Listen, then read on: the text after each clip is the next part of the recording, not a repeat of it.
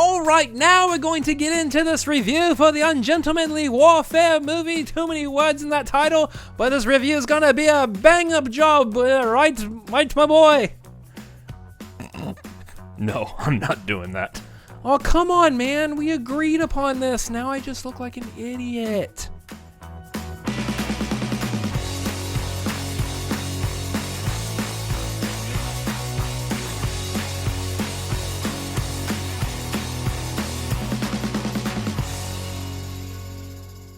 Welcome to the Cinefanatics. My name is Robert Adams. I'm Chris Adams. And we are back home and doing a full review for... Okay, hold on. The Ministry of Ungentlemanly Warfare. 40 people just clicked off the video. It didn't take that long to say the title. 10 minutes later. Seriously.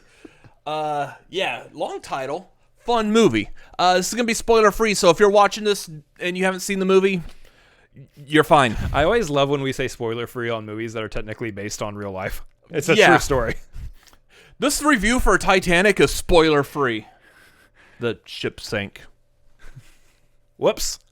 She throws the diamond into the water at the end. Oh, wait, that actually is a spoiler. Never mind. Anyway, review me like one of your French girls. So review you like a friend. Anyways. So, getting right into it. It's a guy. So we got a Guy Ritchie film here. Another Guy Ritchie joint. So if you are new to this channel and you don't know anything about us, he likes Guy Ritchie generally. For the most part. I generally do not. I still haven't seen like a lot of... For the most part. I still haven't seen like a lot of his movies. There's quite a few I need to catch up on still, but the ones I have seen, I've pretty well enjoyed. I can't remember like if I have any real like positive things to say about any of his movies. There's aspects of Aladdin that I thought were okay, but I like Aladdin. That's more of like Disney conducting him to direct a live action Aladdin instead of him just having the free will to direct whatever movie he wants to make. Yeah. He's got a very unique style to him. A lot of it is dialogue heavy, but that's not the reason it takes you out of it, because Quentin Tarantino is usually dialogue heavy too, and you typically loved Quentin Tarantino's movies. Specifically in this case, Inglourious Bastards, which this movie is going to get a ton of comparisons to. Yeah, absolutely. I mean, you've got them fighting Nazis, World War II. You've got a ragtag group of ne'er-do-wells. Yeah, that are like comedic. They have like little fun. It's Guardians of the Galaxy with Nazis. There's a female character who is like undercover, but she's also an actress. Yeah. So yeah, there's a lot of comparisons to Inglourious Bastards, and I still like Inglourious Bastards more. I wouldn't be shocked to find out that if Inglourious was actually somewhat based off of this story as well. Oh, also Till Schweiger is in this. Yeah. Sergeant Hugo Stiglitz from Inglourious Bastards is like, I think he's like the main villain in this movie, pretty much. Effectively. I mean, I think the main villain is just Nazi Germany. Yeah, it's Nazi Germany in general. During the war. Because who's making a movie where they're the heroes? Exactly. Crickets. No one whose movies we watch. So basically, you got a ragtag group of individuals who are all kind of, they have their specialty, so to speak. They've all kind of done time, or they've done something in their life that's, as the trailer says, has made them all a little mad, basically. Yeah. And they're being roped into a super secret, not sanctioned government operation to go and try to cut off essentially the supply chain to the German U-boats during the war, being orchestrated by Winston Churchill. Yeah. In this movie, played by Rory Kinnear, who that's a choice. Like, I would say he's completely unrecognizable, but you can tell that Churchill is a person that is wearing prosthetics. Yeah. They didn't go like the what's his face? Gary Oldman? Yeah, they didn't go the Gary Oldman route where like he just looked phenomenal as Churchill. Yeah. They didn't even go the Inglourious Bastards. What's his name from Time Machine? The old Time Machine movie. We like movies. We like movies, but I'm going to be honest. There's a ton of people. There's a ton of names in this movie, and I'm blanking on almost all of them at this point. Turn off the camera. He'll get them all. Rod Taylor. Rod Taylor was Winston Churchill in Inglourious Bastards and was in the original Time Machine. Yeah. But yeah, like even he looked at, now granted he was of age to do a proper portrayal of Winston Churchill. I don't know how much makeup they actually put on him, but beside the point. Yeah. Anyway, yeah, this movie was a lot of fun. I would say, like, right from the get-go, the opening scene on this movie does a really good job of, like, lay back, crack open your beer, have a good time, because it is right off the bat, it is a blast from drop. Yeah. From rip, or whatever the gamers say. I don't know. Man, you're old. So Guy Ritchie's films usually have a tone to them that I would relate to having a nice suit, a nice new suit, or a nice smooth glass of your favorite bourbon. That is a Guy Ritchie film. Make it a Santori night. Yes. It's not Guy Ritchie, but... No. That's a Bill Murray. Yeah. Anyway, that's kind of what Guy Ritchie, the flavor of Guy Ritchie. A nice new suit, a nice smoky glass of bourbon, maybe a cigar, also smoky. And these things together is kind of the tone that you still get with this movie as well. There's a comfort level to a Guy Ritchie movie, even if there's complete chaos happening in the movie still, which I do believe that there's a lot of chaotic elements in this movie, but it is purely for the advantage of the story, in which case, again, we're talking about a based on a true story where this group goes in and essentially is slaughtering a ton of Nazi Germans. Love it. And the whole purpose, to cut off that supply chain to the U-boat so that America can join the war, join up with England and everything. It's just an interesting, intriguing story, and the way they go about it, the way Guy Ritchie goes about this film, with his style of interweaving his kind of humor with the action and the drama, I thought was just a pitch-perfect note for how to tell this story. Yeah. I think the writing was phenomenal. I will say probably one drawback I would say for me is, yes, this is very dialogue heavy, but as you were saying, this isn't the same kind of like engaging dialogue that you get from like Tarantino. And I think that's why it kind of takes me out of it, or at least it's not, in my perspective, I don't feel it's as engaging. There's a difference. So the kind of dialogue you get with a Quentin Tarantino movie is conversational. Yeah. In which case you are locked into the conversation that's happening. This is more, it's trying to convey the information you need, but it's doing so in, I'm not gonna say poetic. Poetic I think is the wrong term, but it's got a more specific choice. It's got a specific use of certain words in order to convey that information. That's kind of how Guy Ritchie does it versus say like how Quentin Tarantino does it. Yeah. There's probably a better way and better words to describe what I just said, but as two people who never actually went to any kind of film school, we're able to notice these things, but maybe not articulate it. So if you're like us, you've never been to film school, subscribe. If you've read a dictionary from front to back, please leave a comment down below. Let us know. Use some big word that we'll probably have to look up to see what it means. Anyways, that kind of dialogue, like in this, there are parts of it that take me out. Like about mid through this movie, I was starting to crash a little. It's like, okay, this is getting a little dull. I'm still able to follow what's going on, what's happening. It was still a lot of fun, but there is a little bit of a downer in the middle there. I think the great part, the great glue of this movie, though, is the different sequences that happen between all those moments. Just whenever the crew is rolling up on like a compound or wherever they're going, whatever the mission requires them to do, and they're just casually walking in and just handling business. Yeah, that was always fun because like they got all these weapons that are like very silent, and they're just taking people out left and right. Like they are, what is that, 4 or 5 roughly? They're like 5, maybe 6 deep, rolling up in somewhere that has like 200 to 300 Nazi personnel running around, and 5-6 man army gone, wipes them out completely.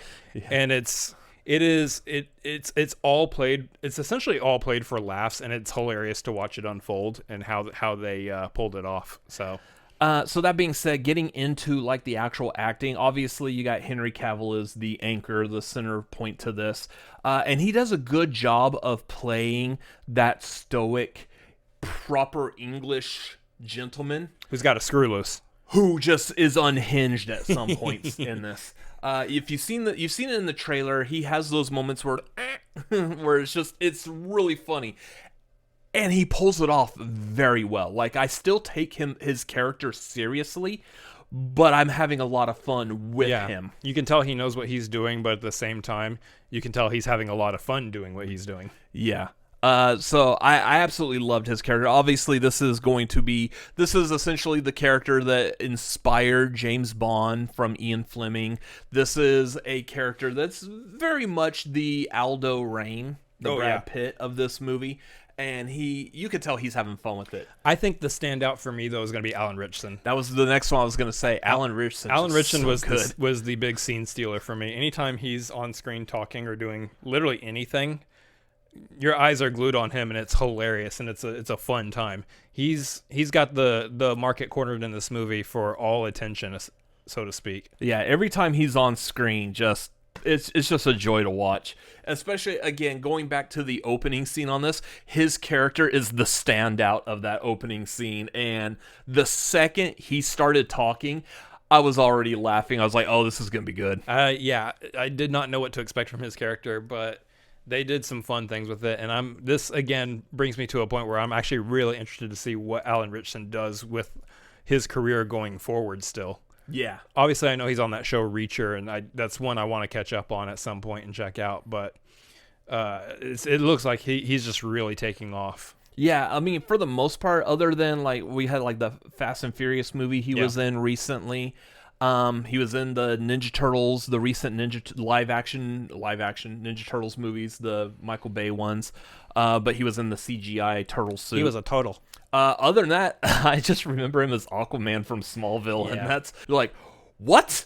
Yeah, that dude is like a fifth of the size of what he is now. We call that career progression. We call that muscle progression. That dude like quadrupled in size there. Yeah, we also call that. I know my math is off. We call that. What's his workout routine? Protein on protein. His chickens that he eats works out and pumps iron before he eats them. That's absolutely ridiculous. So it's the chicken from Family Guy. Pretty much, yeah. Yeah. So overall, one per day. Overall, I mean, there's a lot of like fun, a lot of great stuff in this movie. I would say my only one thing that is a detractor for me was that a lot of like the main action towards the climax of the film takes place at night.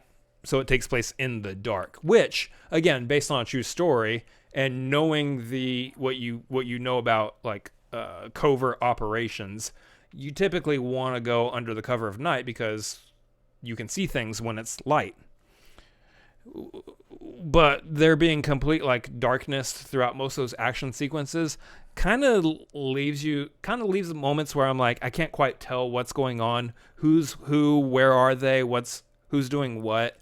And it kind of leaves some angles and shots in the movie kind of wanting a little bit for like when they're facing off against a bunch of Nazi soldiers like on a shoreline, and you can't see anything that's really happening or anything that's going on. So like again, I realize like something that's at night, it's going to be in the dark. You just have to accept that. But there is movie magic. There's ways to work around that to where you can still kind of show off that stuff and kind of get us into the action of what's going on without obscuring it in any real way. That's kind of my only one detractor from this. Otherwise, I would say the movie as a whole was quite enjoyable. Yeah. Yeah, I enjoyed this movie. I think it was very well done, very well made. Yeah, just some of that dialogue, that's really my only downside is some of the dialogue. Like, I had no problem following the characters, following the story. It just got a little slow there in the middle. Otherwise, I had a blast with this movie, and I can't believe I'm going to say it. There's a Guy Ritchie movie out there that I like. Which is insane to me that he's saying that he's finally found one, because Man from U.N.C.L.E. is still one of my favorite Guy Ritchie films. I just couldn't get into it. I had a hard time. You're a weirdo. It's strange, but... You're a strange little pea in a pod. Anyways, anything else? No. I'll tell you right off the bat, my rating for this thing, about 7.5 out of 10. Pretty enjoyable. You know, it's not like overall like a super like in-depth time at the theater. I think it's got its moments, but most of it again is just like action sequences that kind of get lost a little bit in the darkness, or kind of like meanders a little bit, loses its path, like you were saying. It will be fun to have like another rewatch later at home, where you could potentially turn up the brightness on your computer, your TV, your iPad or phone, however you decide to watch movies, just for like, that theatrical experience. Just for like a certain section of the movie anyway. Yeah. But yeah, 7.5 out of 10 for me. Yeah, I would say probably a 7. A 7 for me as well. So, yeah, enjoyable movie. Highly recommended. Go check it out. Very long title, so good luck saying it. If we could just find a way to shorten that, that'd be great. Ministry of Ungentlemanly Warfare. Or you just say it really fast, like you're the Micro Machines guy from back in the 90s. I don't know if anyone's going to get that reference. Man, you're old. So be it. Anyways, that is going to do it for this review. What did you think of this movie or this review? Let us know down below in the comments. While you're down there, make sure you hit that like button. And subscribe if you haven't done that already. It's what you do on YouTube. It's the YouTube things you're supposed to do. Other things you can do is make sure you follow us on social media. We are at The Cinefanatics on Twitter and Instagram and TikTok. Make sure you get those out of the theater reactions. You can also follow me personally at RCA Reacts on Twitter, Instagram, TikTok, Letterboxd, and also youtube.com/@RCA Reacts. And you can follow me at Chris Adams MLP on Twitter, Instagram, and Letterboxd, as well as twitch.tv/Chris Adams MLP. Anyways, that's going to do it. Thank you for watching this video. We will see you in the next one. Goodbye. And goodbye, everybody. What accent was that? That wasn't even an English accent. Borat? I think it was leaning towards Borat. That's very crazy. nice. Yes. Jagshamash. Kill the Nazis. Oh, God.